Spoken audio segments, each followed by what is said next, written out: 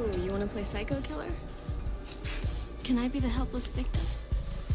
Cross your eyes and scream, man. Scream for your life.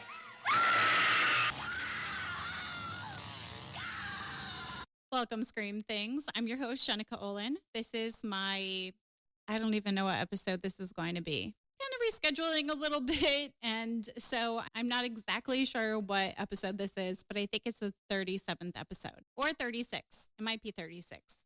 This month, I'm covering teen slasher movies with my theme, Summer Slash Fest. A lazy teenage stoner discovers that his hand has been possessed by a demonic force with a thirst for blood. As his friends start dropping dead, he's in a panic as he tries to stop the slaughter of people he cares for. It's a gory, absurd, and hilariously over-the-top ride where teenage apathy meets supernatural horror. And the devil really is in the details. If you're new here, each episode will have an intro, brief synopsis of the movie, an analysis of the film, and then I get into the true horrors of it all.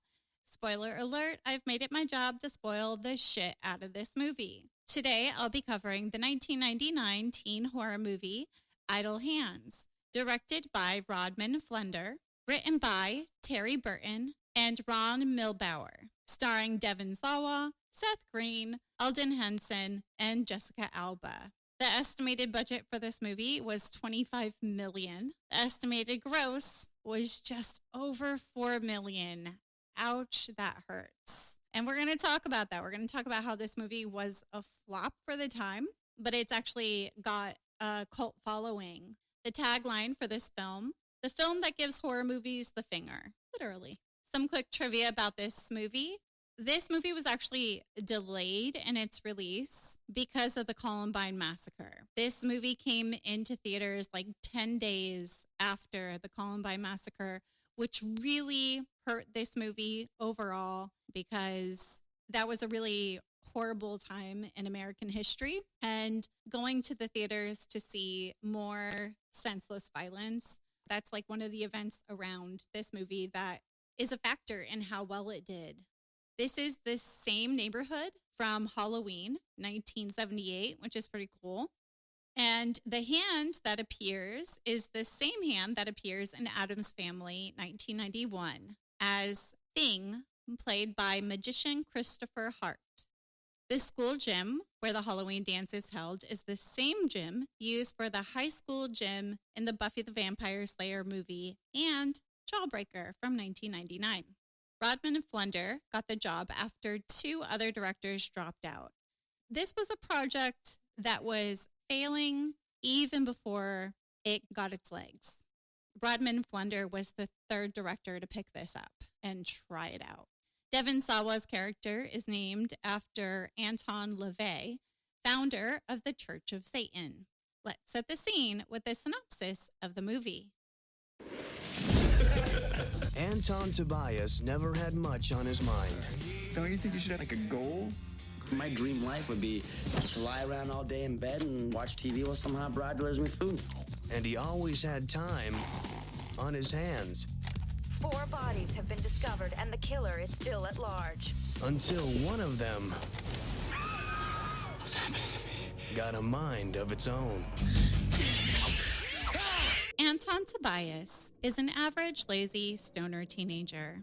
He has 2 caring parents and 2 best friends. He has a crush on Molly, the girl across the street. Everything is going fine until a string of murders plagues the town. Then, when Anton's parents wind up dead on Halloween, all the clues point to Anton. I would remember something like that, you know? Yeah. I'm not the killer. Okay. You know? Yeah, I know. But, I mean, if OJ could get off, then I'm sure. Do you want a beer? Oh, thanks. You sure?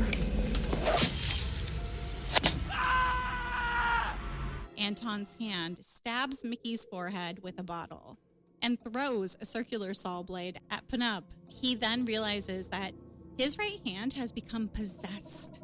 Anton's hand throws his cat across the street after fighting for the remote. And while searching for his cat, his hand forces him to ring Molly's doorbell, and the two start a relationship. Anton holds a funeral for his parents and friends. However, Penup and Mick decide not to go to heaven. claiming the entrance was too far, instead returning to their former bodies. What are you guys like flesh-eating zombies, back from hell, ready to exact revenge? Is that it? Why would we go to hell? Duh. We're not bad. It's not like we're good or anything, but at least we don't go around killing people. With their help, Anton must stop his possessed hand. Meanwhile, a druidic high priestess named Davioddity in Utah has found out that when the locations of the killings that have been happening all over the country are connected in the order they happened, it makes a pentagram. After his hand kills 2 cops, Anton cuts off his hand with a meat cleaver, and Mick cauterizes his wound with an iron. Nub and Mick go to his place for a first aid kit as Anton battles with his severed hand, eventually trapping it in a microwave and burning it. Right!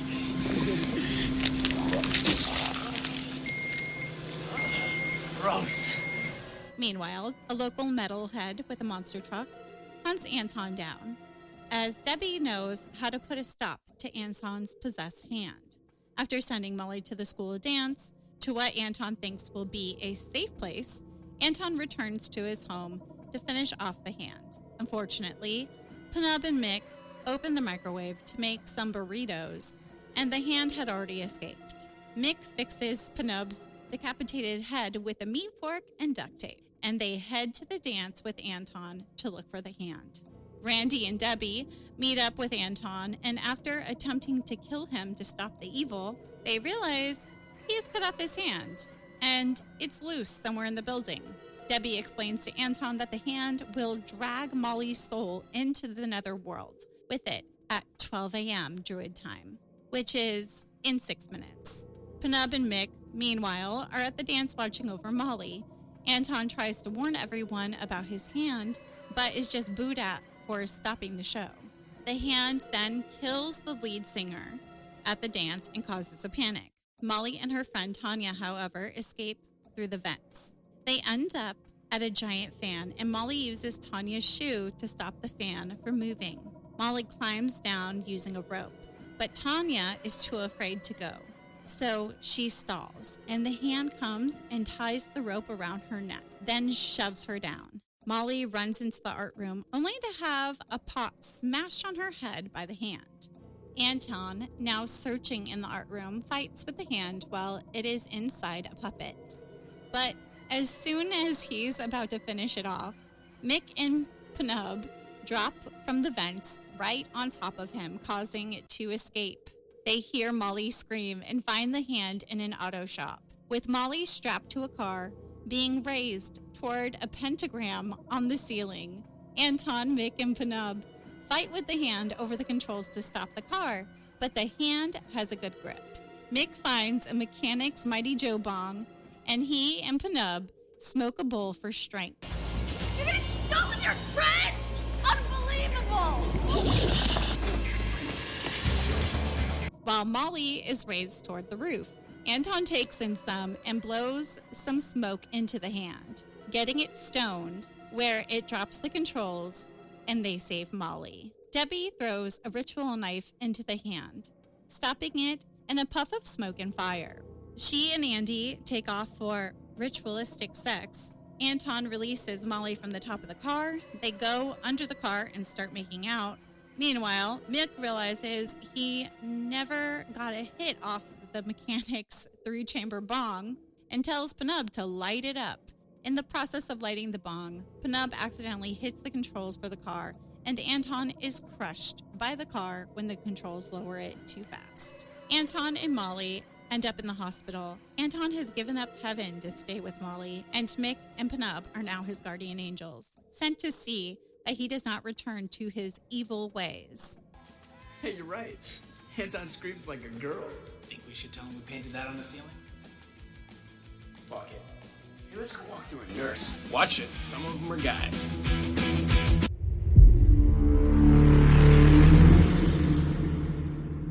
Now it's time to talk horror. And today my guest is Davioddity. Hello. Did I say that right? You did. You killed it. Okay, good. So where can people find you, and how would you explain what you do? So digitally, you can find me at Davioddity on Instagram. I do run a couple of local shows, one of them being Volume, which is over at Will's Pub. We are bi-monthly. And then my other bi-monthly show also at Will's Pub called Show Queens, which is essentially an open stage opportunity. So that's a really good time to see, performers who have been doing it for a really long time, a little bit of time. People are just doing it for one night. I love that. And yeah, essentially I just do drag, performance art, a little horror hosting. Yes. No, I love the drag that you do. All your looks are immaculate, and they like your makeup, everything, the dance moves that you have, just like most of the time you're the host, and you do a really good job as being the host. Thank you so much. I appreciate that. Of course. Not always the best in makeup, but I am always willing to try. You're pretty damn good at makeup. 3 years of just figuring it out has really helped. What was your latest look? What was who was that inspired off of? So my latest look was actually for my birthday show last Sunday. It was a Depeche Mode tribute show. So it's definitely giving off Dave Gahan, kind of like a Billy Idol-esque kind of energy. I really wanted to bring like fun 80s, it's masculine, but it was also very feminine. There was leather involved. Yeah, no, I loved it. Like I saw pictures and I saw videos. You're a great performer. So you should definitely try to find Davioddity on are you mainly on Instagram or? Yeah, for the most part. You are here today so we can talk about the movie Idle Hands. And this movie came out in where did I put the year? Yeah, 99, right before Y2K. Which, just think about that time. That's what a time. It was every magazine everywhere. You're gonna die. You're gonna die. Just wait. Yeah, no, it was a crazy time. I mean, we still had some satanic panic stuff going on around this time. We have the teen slasher genre really thriving, like with the Scream, and I Know You Did Last Summer, and all these movies that came out after it. And so this one is very much like a meta horror movie as well. There's a lot of different horror that's referenced, but it's more obscure horror that's referenced. Yeah. Which is very funny. Did you catch any of the movies that they were watching? Oh, actually, no, please enlighten me. So one of the movies they were watching was like a Rob Zombie movie. Oh, wow. I'm surprised I didn't catch that. Which one was it? Let me look it up. I did take note of a soundtrack, that's for sure. That was like the 90s grunge alternative indie playlist. Mm-hmm. And it was like Offspring was actually performed in the movie. What a tell of the time. Oh, it was Dragula. Oh my God. By Rob Zombie that's playing. That's incredible. Yeah. Have you ever seen Dragula? I've seen bits and pieces. So this movie, I saw it when it first came out. I didn't see it in theaters, but I loved it immediately. I loved how campy it was. I really liked Seth Green because he was in Buffy, and just like the cast was stacked. We don't really know, like with Jessica Alba, this was like her first movie, and this is kind of like a footnote on her career. Like no one knows her from this. What I think one of my first Jessica Alba movies that I was like really into is the Sin City. Mm-hmm. Mm-hmm. That was like one of my favorite characters ever of all time. I actually did a short film once where I got to dance on a bar, and I was completely modeling my moves from that like saloon scene. Yeah. So yeah, it was, she's definitely, the hot girl of the movie for sure. Mm-hmm. She does that very well, but she's also a really good actress. So I think it's really funny to see her in this role where she was just kind of like a dum-dum. She was very ditzy in this movie. Like dum-dum diva. I love her. I love her character in this movie. It is very funny. She's making out with a guy who's covered in blood. Yeah, no questions. No red flags going off in this girl's brain. Not a lot going off in this girl's brain. I also really thought it was funny that she ended up being dressed up as an angel. in the end. Mm-hmm. Just a nice little contrast there. Yeah. I think that was purposeful because there's a lot of religious imagery in this movie, which is part of the notes as well. Like the main thing about this movie is going to be at the heart of it, we've got our Anton, who's our main character. And he is a teenager who's lazy and detached from the world. It's really reflecting like broader societal fears about Generation X and millennial youth. Like they really thought we were going to be useless. Like people still go on the internet and they're like, oh, well, I guess the millennials have to go pay for rent now. Like, fuck you. I've been paying rent for a really long time. Like, do you see that kind of shit? Oh, yeah. Unfortunately, yeah. I still have my old Facebook that includes all of my extended small town family.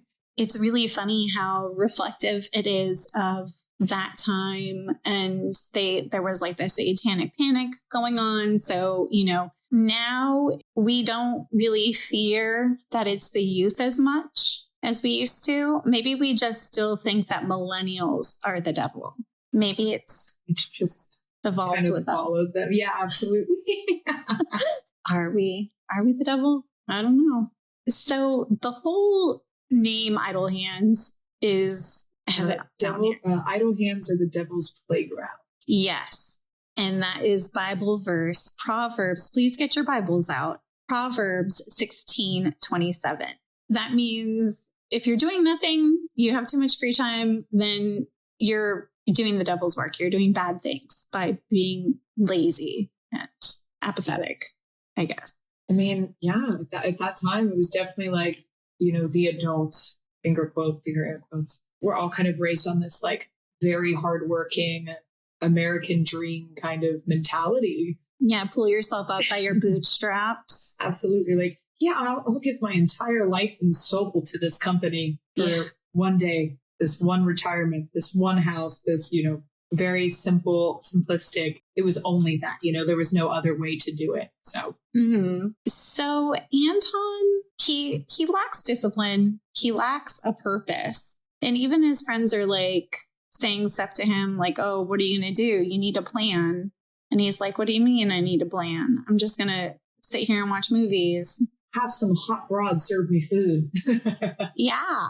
It's like, how are you getting this hot rod when you're just on the couch all day, vegging out, smoking marijuana, or actually smoking what was paprika or something? Oregano. And nutmeg and oregano. That's what it was. I don't know where I got paprika. Paprika's red. I mean, it's all household spices at this point.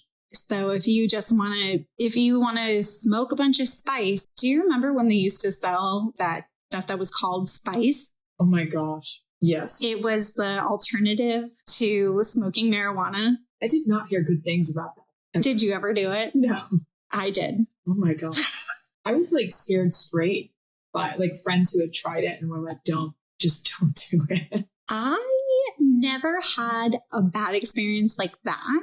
Okay. Per se, but I definitely didn't have it definitely gave you a different kind of high, and it was a weird high. I didn't know, it was so new at that time. I didn't know the horrible side effects that it was having on people, because I gave you some people ended up with schizophrenia. Oh my God. From it and stuff.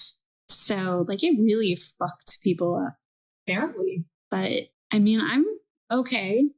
I'm fine. You seem great. I didn't smoke it that much. It was supposed to be legal. Okay. I was trying to do the legal thing. There are plenty of things illegal that shouldn't be, and plenty of things that are legal that shouldn't be. This is true. So in my notes, I kind of just go through how his apathy is demonized. People who are not active and don't care about any cause or anything specific, and they're a layabout or what have you. Those people do piss me off because, there are things that have to be fixed in this world, especially now. And just sitting on your hands and being like, there's nothing I can do. to me, that is very frustrating. And there was a lot of talk about when I was a young adult about the apathy that was happening, especially in the political world. Young people weren't going out and voting. And it was, it was skewing things in a really horrible way, especially in states like Florida, where we really need to show up and shout down these fucking assholes. I mean, what's your opinion on that? I completely understand that people get overwhelmed.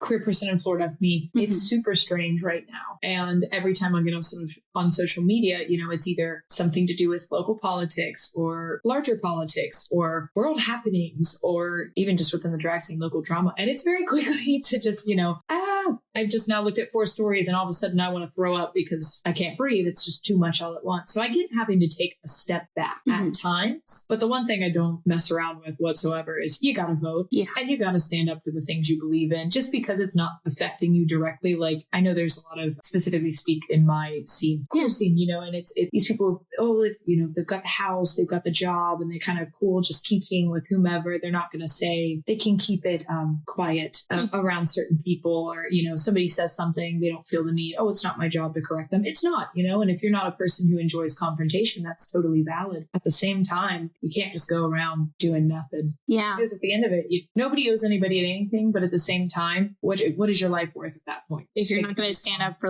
social justice and issues of fairness and equality, I don't know, there is definitely something that pisses me off with that. And when people say to me well, this isn't affecting you, some of the things that are happening are actually benefiting me, which is really fucked up. And I don't want it to benefit me. There will be people who are how is it affecting you in a negative way? It's actually, I'm benefiting off of it. And I think that's even more fucked up because I shouldn't be benefiting off of this. This shouldn't be. I don't need a better situation. Yeah. What the fuck? Why are people so selfish? Selfish or just complacent, And those are the two things. It's just enjoy that. It's going to be a long and lonely life, We say all the time, if you can be friends with a gay person, but are you really friends? Do you have a gay friend if you're not willing to support them? Or is this just someone in your life you're willing to speak to, Yeah. Going that extra step and actually having a presence in someone's life, presence in this life, in your own life. Yeah, it's true. And, so that is a major theme in this is the apathy. Anton is a complete stoner. Oh, yeah. Which I knew guys like this growing up. I think we all did. Right? At least 3 of them on the bus, for sure. Yeah, I was friends with these guys. They don't drink from the milk carton through their nose. That's entertaining. They're talking about going out and grabbing shrooms at some point or something. I think that was their motivation was how can we get more drugs? And that was Anton's motivation too. The only reason he leaves his house is to go get drugs. Well, I'm sure in his mind, he's yeah, I can control it. He didn't even notice his parents were gone for days. Just was watching what was it, dirty TV too, right in the living room. He was yeah, they're not here. Yeah. In the beginning, it is a very funny scene where it's such a millennial thing. The fact that it said I'm under the bed, I think is what it said on the ceiling, but it was in glow in the dark paint, black light activated paint. So good. It's so millennial. I remember thinking that kind of stuff was the coolest. If I could have a black light in my room and have all these black light activated posters and all this stuff. Oh, my brother had the stars that you put on your ceiling. Those are great. We should bring them back. I should put them in conduit just everywhere. Wait, that would be kind of incredible. Pete would be mad. He's not fun. No, he's fun, but he is fun in this uptight, get off my lawn type of way a little bit. I see that for him. I'm into it. Yeah. It's a good vibe. It is. He stands for something. I just have a list of things that he did. It's definitely a dramatization of these qualities to the umpteenth extent, but his friends even say to him he hasn't, they're if you've been to school in the past 6 months, he would know that there was a school dance. They didn't even care. He's what? Why would I go? And they ask him don't you know there's a killer on the loose? Having you watch the news? And his response is, I don't like that show. I don't like that show either, but it's still good to be informed, especially when a killer is on the loose. Yeah, maybe a little concerning. He tries to score off the cops. That was one of my favorite parts. It was the confidence in which he attempted that. Yeah. Incredible. He's just hey, get down, Holden? get out of that. What's it called? The evidence locker? Yeah. Yeah. like, oh my God. He at least knew something because he knew that he couldn't get arrested for the baggie that was empty. Yeah, and I think this speaks to like his choice of knowledge. It's like, oh, I'm going to pick and choose where I pay attention. I think a lot of people are like that too, but for him specifically, I think it's really funny that he's like absolutely aloof the entire time. And then, oh, but I know my laws. Yeah, you can't arrest me for a baggie. Did you notice that Anton never changes his clothes? You know, I did. This felt to me like the movie itself was very cartoonish in a way. And in cartoons, you know, they kind of have the one outfit. So I think it works. He's just like, it also kind of like adds to the fact that, you know, he doesn't realize he had no idea he's the one that's like killed his parents. So there has to be some kind of days, oh, I didn't even notice. Or like, you know how like a werewolf, some shows or movies, whatever, like it's like a werewolf turns into a werewolf, kills people, wakes up, has no idea what had happened. That was kind of like the energy I got from this. It was like weird that sometimes he was present for stuff and sometimes he wasn't. But like even when he was like, no, dude, I don't want to hurt you. And his friend's like hiding behind the fridge. And then he's like kind of changes personality. So it was weird that it was supposed to be limited to his hand, but also kind of like took over him. So I feel like he was just in this like dazed state, you know? Yeah. It was very much like a possession. Absolutely. Like it wasn't just the possessed hand. It was like taking over him. Yeah, like something was off for sure because it was still connected to him. It's like maybe he just didn't notice. Maybe he was just like coming back and continuing where he left. I don't know. They don't really explain that. They don't explain how he is completely unaware that he's killed all these other people. Because like, I don't know. I think it's like at least 6 people that he killed before this. There were like some twins, his parents, like other people. Maybe that's even like the movie trying to be like, look, this guy doesn't have a 9 to 5. He doesn't go to school. He doesn't know what time of the day it is. He doesn't know where he's at or what he's done. No. Where's your 9 to 5? You gotta have your 9 to 5. He's constantly watching horror movies, and I felt kind of attacked by this because I'm constantly watching horror movies and I have made that my job. I do appreciate a good gummy and a movie. So simple things. But we wake up the next day and we do things. I clean my house. I take care of my cats. We don't murder. I put this shit together. So, you know, that's something. It's a lot more than what he was doing. He wasn't even showering. He wasn't even brushing his hair. She makes a comment actually about, she's like, because her parents are coming home and she says something like, my parents really wouldn't be happy if they saw me with a smelly, bloody boy in my bed or something. Yeah, so she's like aware that he looks like that. She's just unbothered. Yeah. She's like, who's this weird guy? He's just straight. I'm into it. Yeah, he's so sensitive. So there is a lot of religious symbolism. Obviously the hand. Oh, I have it in here. Did you ever watch Army of Darkness? No. You have to see that movie. This is very much like an Army of Darkness goofy horror movie. Army of Darkness is part of like the Evil Dead franchise. Oh, okay. I know what you're talking about now. It's very silly. I love it. I think it's probably my favorite. A lot of people will say that it went too campy. I don't think you can go campy enough. Like I love dark humor. Oh, me too. Oh, I can already tell I'm going to love this movie. It's fantastic. It's insane. I need to know if Matthew likes that one at all. I love it. Just says trapped in time, surrounded by evil, low on gas. Yeah. It is amazing. It's amazing. All right. So some holy objects are used for absurd purposes like Mike and Penub, which, okay, let's just talk about this fucking name. Penub. I know what the name is, but I spent like a good, like just going over the movie, like Googling it before I came here just to kind of like touch up on everything. I was like, nub, the nub, the noob. Like I just, in my head, I couldn't stop saying it. Yeah. And it burnt my brain a little bit. PH, that would make an F, but P can be silent. So like you would think the P, it would just be nub in English language. Yeah, you would think. But they do say Penub. He calls himself Penub. And then Mick, which I guess is short for like or Mickey Mouse, Michael, I don't know. Joe? I don't know. Their names show apathy. Yeah, honestly, yeah. Easy to say, pretty simple. Very fitting of the characters. It's like the devil's in the details. They're fighting evil using a crucifix-shaped pipe. Yeah. That was a pretty good scene. I mean, I was really enjoying these, like, quick, hit this. Like, you can't. The very save the day moment was just too much for me. I was like, oh, come on. At that point in the movie, I was like, end it now. Just end it. It's not going to get better than this. It's not going to get worse than this. We just got to cut it. Yeah, no, it definitely reaches a climax of absurdity that, like, there isn't much more for us to go with this. You hit the ceiling. You went a little above it. You're on the roof now. Time to go. Yeah. No, I agree. They hit the bong as a way to get strength. It is funny that the Jessica Alba character, she's like on the rooftop and she's about to be crushed into a pentagram that's on the ceiling. It's so cheesy. I was like, you better pentagram on the ceiling. How is this hand even doing that? Like, what? It's magical. So good. You know, the hand, actually, this isn't one of my facts, but the hand is the same hand that the guy that plays the Thing. Oh my God, really?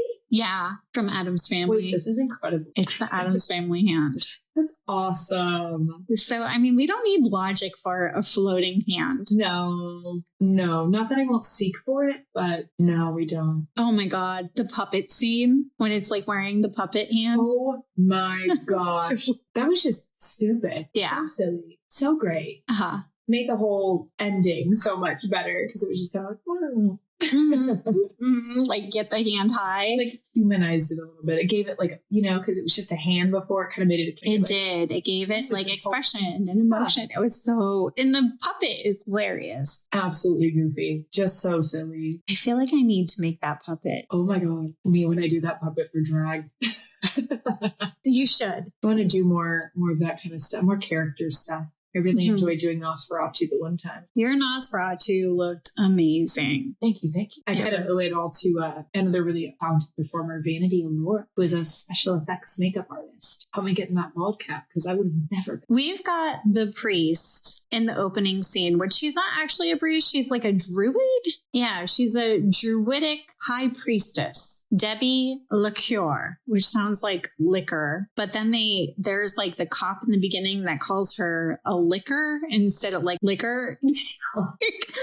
Mispronounced her name. Do you remember that part?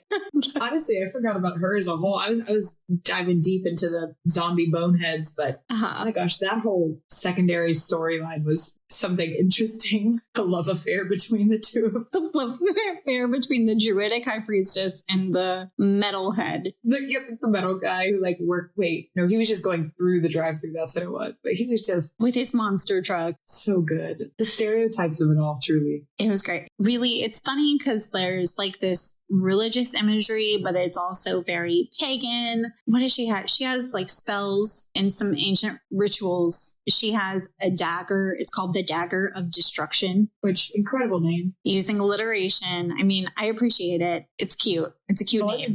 And I guess like that really contrasts with like Christianity, exorcism narratives. Like she's not trying to come in and save you. Like she's vanquishing evil. Yeah. That is her job. She is not trying to exorcise some demons. She's just trying to get this shit over with. She's done. She's been following it way too long. She just missed the one guy. She's like, crap. He's dead. Still going. Like this is gotta stop. Another like peak moment of absurdity is when she has the map and she's like following the murders. And as she follows the murders and makes the pentagram on the map, and I'm like, oh my God, is this Buffy the Vampire Slayer? I feel like there was a scene like that in Buffy the Vampire Slayer. You could convince me there was. I haven't seen all of Buffy, but I do love Buffy and I never watch it in order. So I feel like there is. The next theme that I have in here is the possessed hand becoming a symbol of like disembodiment. So Anton loses control over his own body. It represents a fracture between mind and body, self and action. Anton is horrified, not just by what he's done, but by the idea that he no longer is control of his own agency. And this connects to a lot of like cultural taboos that we have about our bodies and setting boundaries and things like that.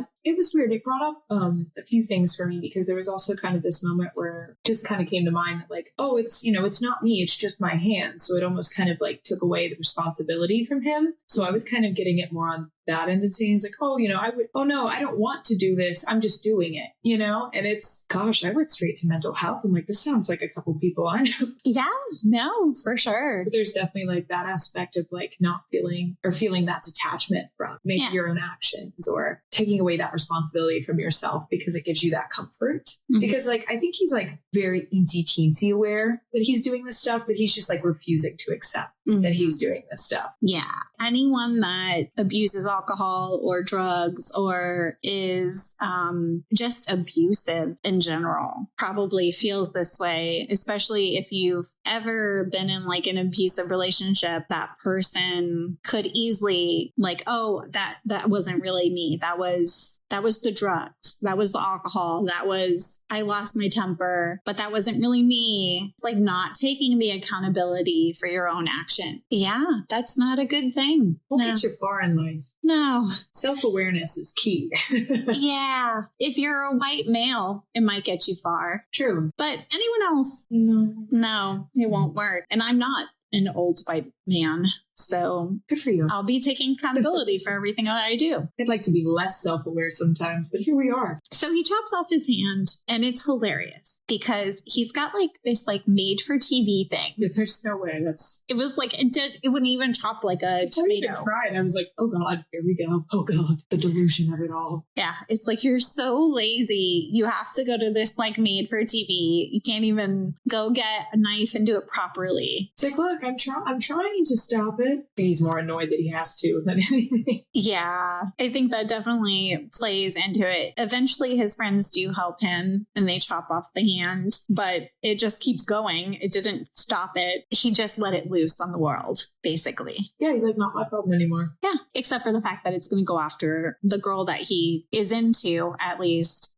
Okay, so when it came to the intimate scene with him and Molly, he has to like take his hand and tie it up. Oh, incredible. She's like, wow, you're kinky. It's like tying himself up. It was so ridiculous. Especially because like the whole time the hand's still like reaching and like freaking out in this restraint. She's ready the entire time for him, and I don't understand why. I don't either, but any girls like that in school, it's okay. It's okay. It happens, He was a hero for a moment when he brought her book. I don't know. There's also this thing where like, I'm not saying ready girls are bad. Yeah. It's more like this hot girl finds nerd and wants to like slut him out. Mm-hmm. You know what I mean? Yeah. That knowing of like she's so confident because she knows like, oh, this guy's super into me. Just like, okay, I'm safe here. I'm good here. Like, I'll go with it kind of thing. I mean, it's very empty-headed. I think the whole thing, it's that apathy again. Mm-hmm. Like, she doesn't even really care. She's just like, you're here. You made the effort. Like, you came to me. You did the minimum. You're right there. Let's do it. Sometimes life is like that. And sometimes that works out. Not always. Wouldn't recommend it. But yeah.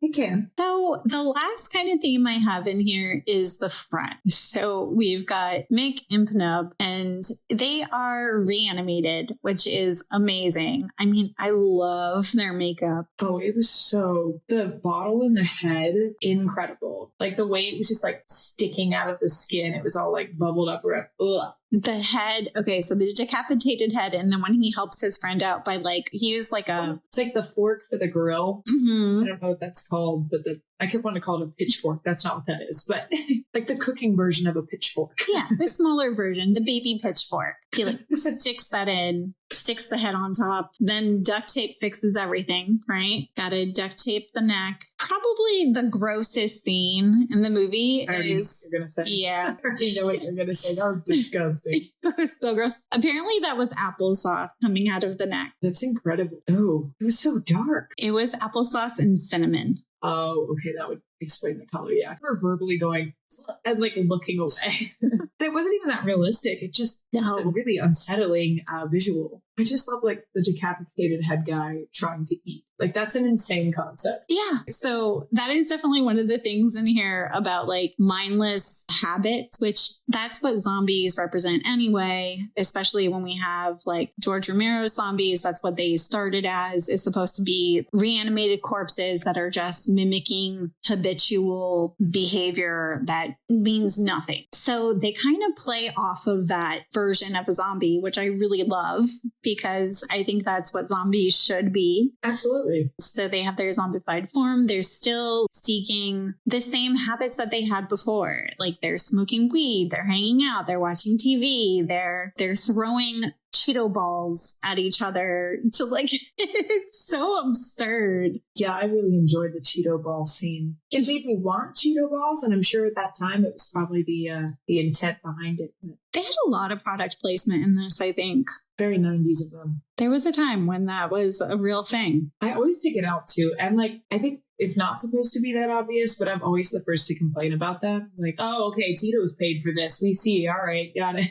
Yeah, no, 100%. This movie really flopped. So hopefully, I don't know. I don't think anyone made out well with this one, but hopefully we can revive it. It does have like a little bit of a cult following. So I feel like this movie deserves more attention than it does. I agree. But yeah, so just like George Romero's zombies, their deaths don't change them, highlighting a postmodern detachment from traditional meaning of life, death, and responsibility. Did anything ever matter? Like, does anything matter? Guess I'm getting existential with it. I think that's appropriate. It really did just kind of brush off anything that was spoken. I mean, it's all of these dark, oh, horrible murder, oh, zombies, oh, at the end of the day, everyone was just like, huh, what? Sure, all right. It kind of makes you think, is everything like that serious? Yeah, no, maybe not. Maybe not. If it doesn't matter in 5 years, that's what my mom always said. Doesn't matter in 5 years. It doesn't. I don't know if that works for everything, but for a lot of things, I found that to be very true. Yeah, I guess that all depends on who it matters to, right? Yeah. Just because it doesn't matter to you doesn't mean that it doesn't matter to someone else. Very, very true. That's why I say it applies to what it applies to. Okay, they're the comic relief. I love these characters. Do you remember what they said about going to heaven? Oh, you mean when, yes. So as they were attempting to cross over and they said, we saw a light, but it was too far. It was too much work for them to go to heaven. Didn't they say there was like a girl there too or something? Like she was like... There were voices, I think they said. Like there were voices telling them. Female voices like, oh, come over here. And they're like, couch is closer. Yeah, they're like, I'm just going to go back into my dead body. We're going to take up our issues with our friend who killed us, but not really because we're just going to sit on his couch. Yeah. They end up being his sidekicks and really being helpful in the end.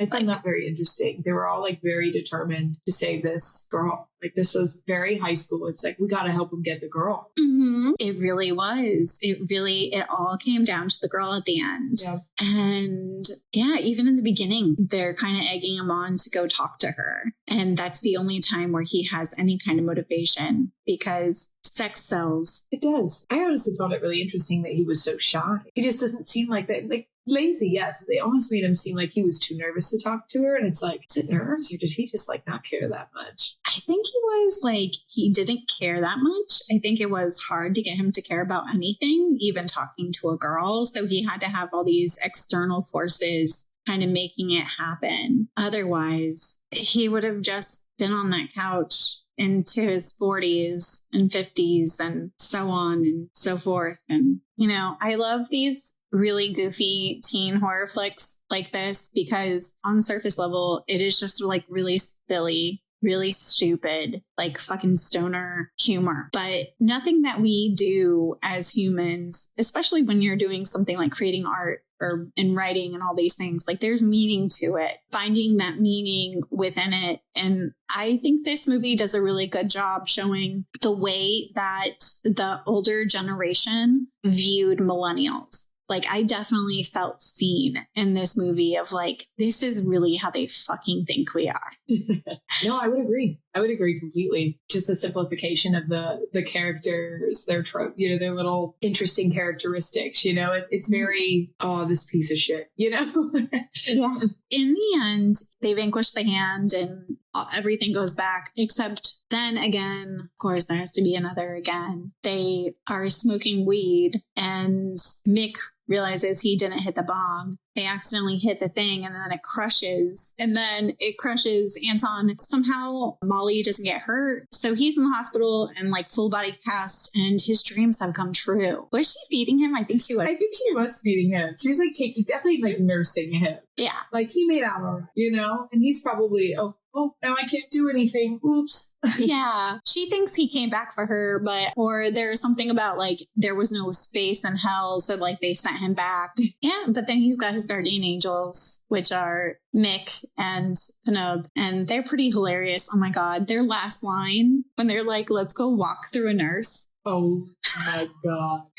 Was everything. Everything. Like, because that's exactly what I'm gonna do if I'm a ghost. I'm just gonna mess with people. I'm gonna go back to a 13-year-old mentality. We're gonna like play some pranks. Mm-hmm. I'm gonna start moving your stuff around, making you feel crazy, walking through a nurse. Heck yeah. It was funny when he was like, I don't know what it was supposed to mean when he's like, oh, but be careful. Some of them are men. Is this a sexual thing when you walk through people? Like, I don't understand. It was just stupid and it was funny and ridiculous, like the most absurd. Yeah. So that's basically the movie. I now have a game for you. I'm ready. Is there anything before we go into the game? Is there anything that I didn't touch on that you noticed in the movie? I mean, I think just going back to like the religious aspect of everything, just having her Molly dressed as an angel, I thought that was really funny, especially when the whole thing was, idle hands are the devil's playground, and that's, him with the hand, and then she's the angel representing, but I just thought that was so silly. It's like that extra step, such a little tiny detail, but it was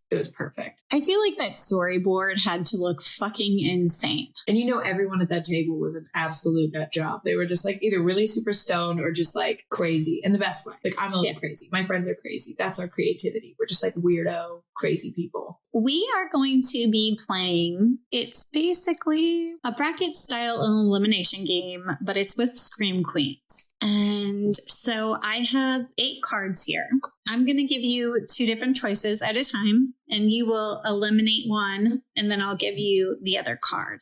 Okay. And I'm going to start with like the most classic Scream Queens to newer Scream Queens. Because we have some good Scream Queens coming out right now. And your first 2 choices are, this is my first time playing this game. Okay. So we have A and B, Jamie Lee Curtis or Heather Langenkamp. I think I said her last name right. Like from All the Nightmare on Elm Street. She was in like 1 and 3 and then the remake. Or Jamie Lee Curtis, which we know. See, that's just unfair because both are staples. Well, yeah, that's why I put them against each other. I don't know. I think it has to be Jamie Lee. I think so, too. I think that's a good choice. So I'm going to give you that one. So your next choices are Toni Collette, which she was in Hereditary, Krampus, Velvet, Buzzsaw, and United States of Terror. Okay. Or Neve Campbell, which is... she's from our Scream franchise, of course, and then The Craft.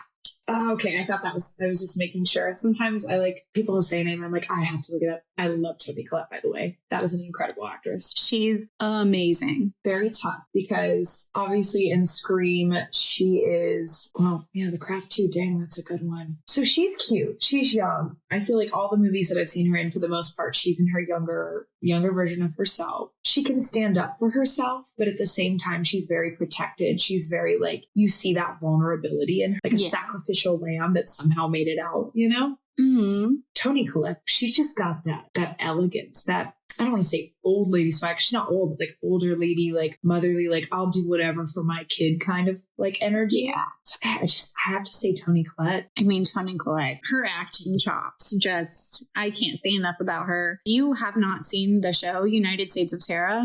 You need to watch it. She plays a character that has like 7 different personalities, and the way she like switches through them, I mean, she's just amazing. I have not seen it, but I have seen like ads and things for that. All right, so these are newer. So we've got Jenna Ortega, newer Scream movies. She plays Wednesday. She's in Beetlejuice and Death of a Unicorn. Really, I'm going to say she's our remake Scream queen. Yeah, I would say that. She's someone that's like, she's a younger face, but we immediately accept her because she just has the looks, everything we love about being a Scream queen. And she's really taken on the horror genre, but a lot of it's just regurgitated stuff, which makes her stand out less because she doesn't have any original additional roles yet that are really phenomenal. Yeah, these are all. But I'm also not trying to discourage you from picking Jenna Ortega. I feel like. No, that's okay. These are all very valid points. The other one is Samara Weaving, which Samara Weaving is from Ready or Not. She is in like the 7th Scream. At the beginning, she gets killed. She also plays in a movie called Azrael, which came out last year. She's got a fucking amazing scream. I actually love this actress. I saw her. Oh my gosh, she was in The Babysitter. Yes. This is tough. I see them both as they're definitely the newer Scream Queens, that's for sure. I would have to say, let's weigh our options. Jenna Ortega, she's just like, you can't throw her. Like, she's indestructible in my brain. I think that's a lot of the Wednesday character that we've come to love and know her by. But, yeah, you know, in everything, she's kind of just like this, like, shit-kicking little girl. She's just not going to take it. The other one, Samara Weaving, she's like kind of like the mean girl energy and like a little bit of a bully. So I kind of just, the dark, twisted little emo kid in me, twisted brain, has to go with Jenna Ortega because I can't let the hot mean girl win. I just can't do it. Okay, I get it. We are going to see a lot more of Jenna Ortega. I don't know. I want to see her in some like original roles. And I think if they don't throw her in an original role soon, she is going to become the character actress. You know, she's kind of going to take on these like very specific, like one note roles. Yeah. And so I would love to see that soon because she really came in and hit it hard, but she hit it hard with, it is a bit one note. Yeah. It's well done. And that's sometimes even harder than playing different characters each time, is to like live in this character. But yeah, I agree. I would love to see some new and refreshing roles. I mean, she definitely has the final girl fight and all that kind of stuff. Yes. So next two. So these are the last two to pick from, and then we are going to start eliminating those Scream Queens over there that you've picked. So we've got Sophie Thatcher, who was in Companion, Heretic, The Boogeyman, and Yellow Jackets. I love her. I get told I look like her. Oh, you do look like her. Yeah. You do. Sophie Thatcher is beautiful. No, she's stunning. I'm like in love with every time I hear someone say that. I'm like, thank you.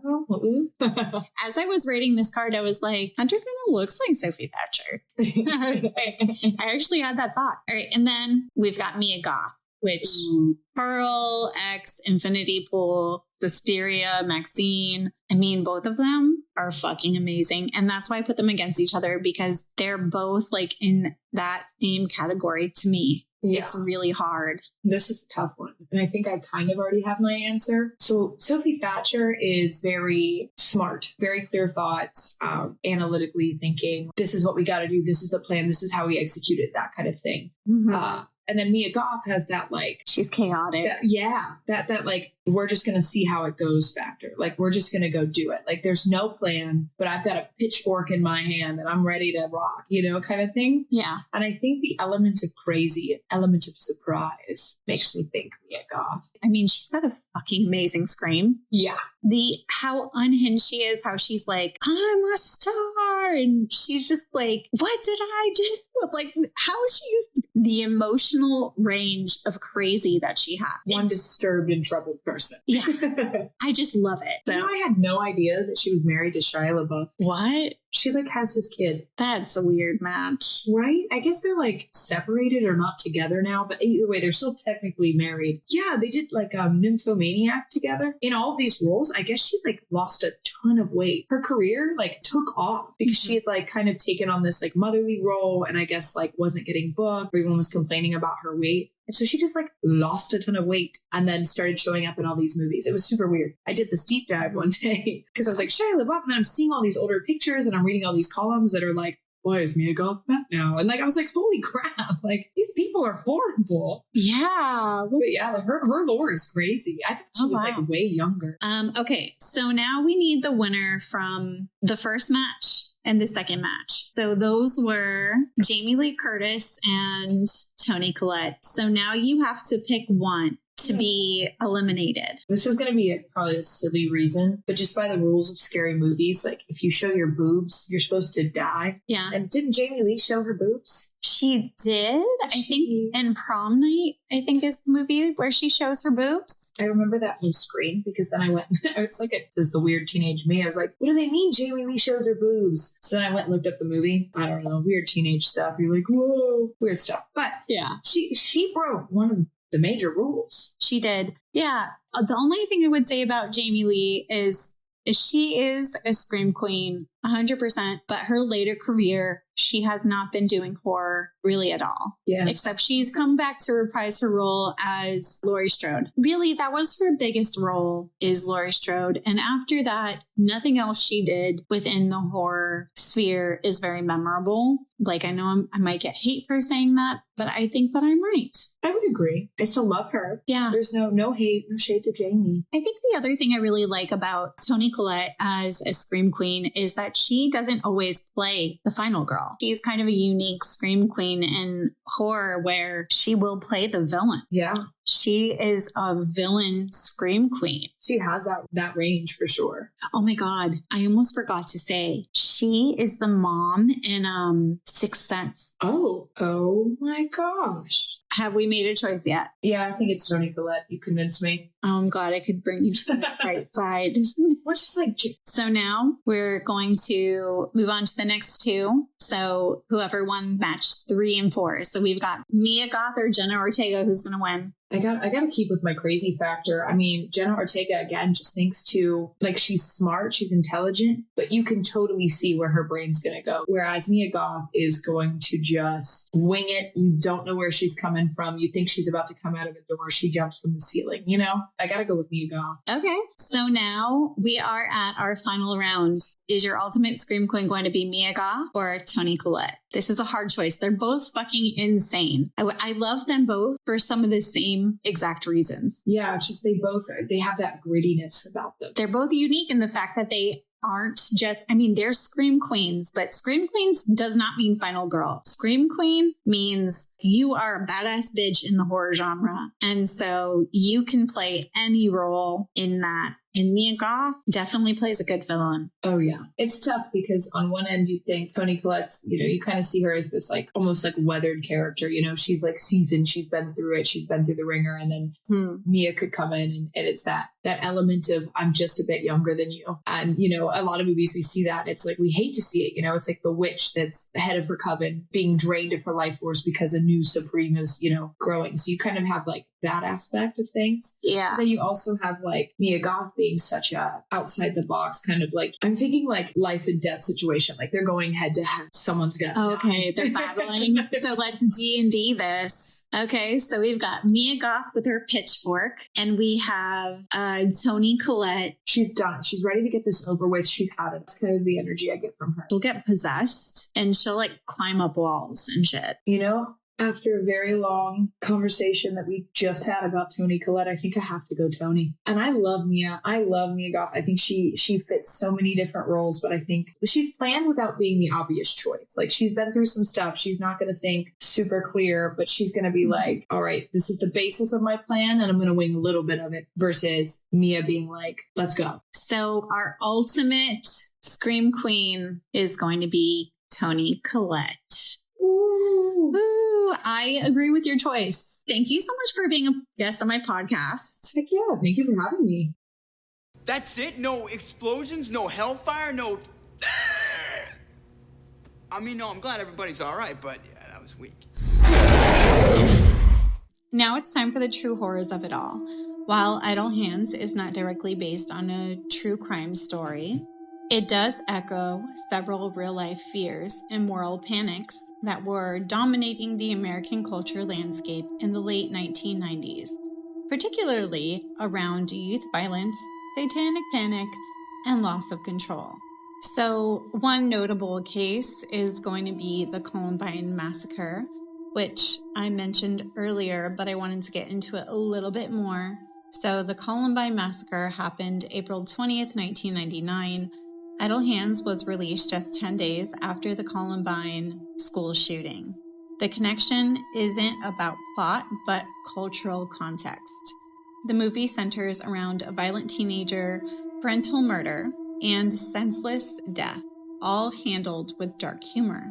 After Columbine, there was widespread scrutiny of media, music, and movies for potentially encouraging violence in teens. The idea of a teen being possessed or driven by unseen forces. So Anton's hand being controlled by an evil force reflects how society often tries to externalize blame rather than confronting deeper systematic issues like mental health or gun control.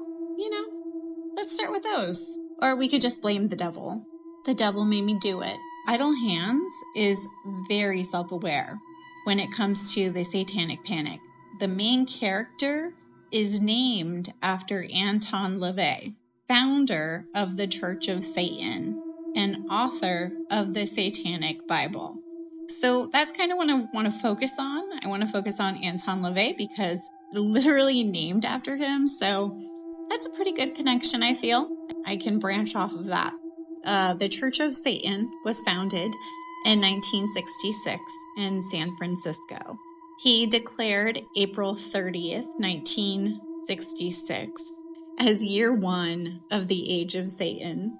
He was the author of the Satanic Bible that was published in 1969, which outlines LaVeyan Satanism, not devil worship, but rather a philosophy centered on individualism, indulgence, and personal empowerment, something I can get behind.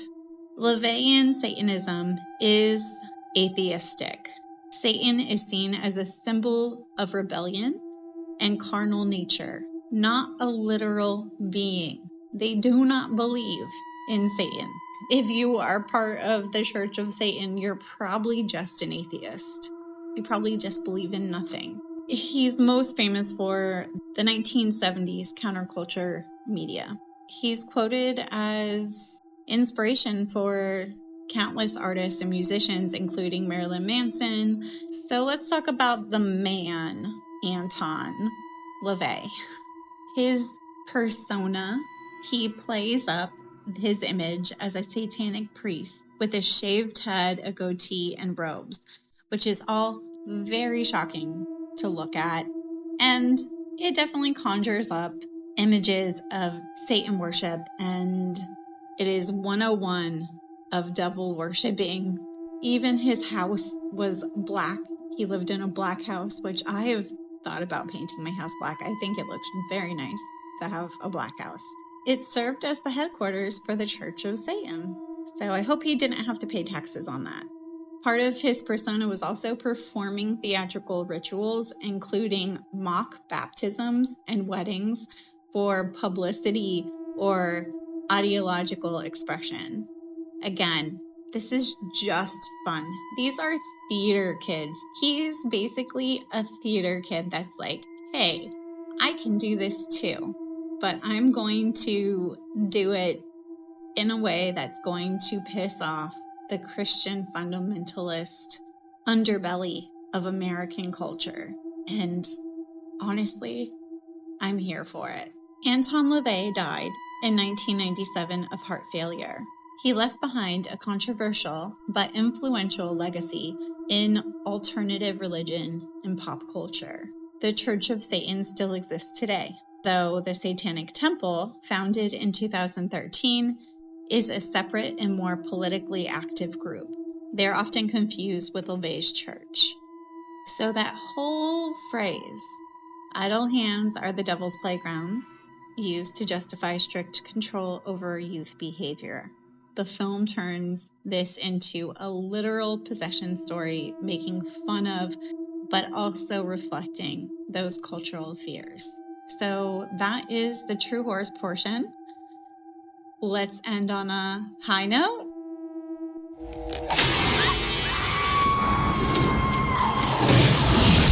Now it's time for some horror highlight. If you want to know more about the Satanic Panic and Anton LaVey, I suggest listening to Last Podcast on the Left. They do a really big deep dive into him. Red Handed does a good job. My Favorite Murder also does a really good job. I believe they covered the babysitter case with the satanic panic and how daycare workers were being targeted, actually arrested and accused and all these kinds of things. And it was just like a crazy, almost like Salem witch trials type thing that was happening. There's lots of coverage on that. Not sponsored by them, but those are like my core true crime podcasts that I listen to. All right. So some horror news. I Know What You Did Last Summer is officially out in theaters on the 18th. A lot of people are very happy with this legacy sequel. It's supposedly, I haven't seen it yet. I'm going to see it either tonight or tomorrow. So what I'm hearing is that it really brings the slasher aspect even more so than the initial one. But I don't know that that's true for sure. That's just like some things I saw. So I will watch it and I will make my own spoiler-free review on TikTok and Instagram and all those things. So look for that. Eddington releases in theaters on July 18th as well. This is an Ari Aster flick. It takes place in pandemic time. Let's rewind the clock 5 years ago. It's a pandemic Western conspiracy thriller. That all sounds really interesting to me, and I'm definitely going to see this. I don't know if I'm going to see it in theaters. It looks like it's just having a short run, so I don't know if I'm going to be able. There are so many movies out right now. I don't know if I can catch them all in theaters, but I will try. There's a new indie folk horror movie called Birthright that the trailer just came out. This is going to be in select theaters and on VOD on August 8th. Apparently, so this is about a pregnant woman.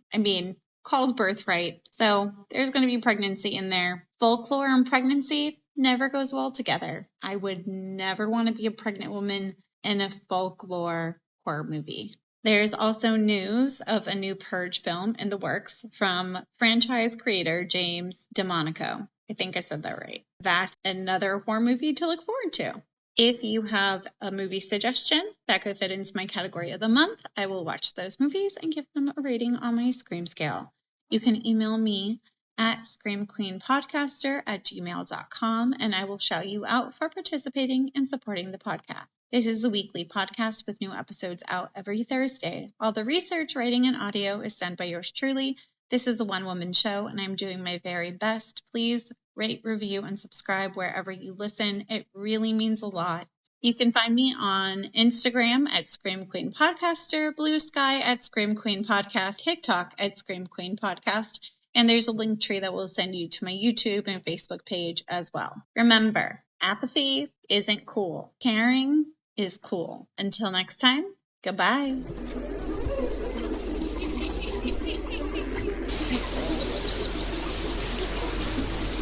Hehehehe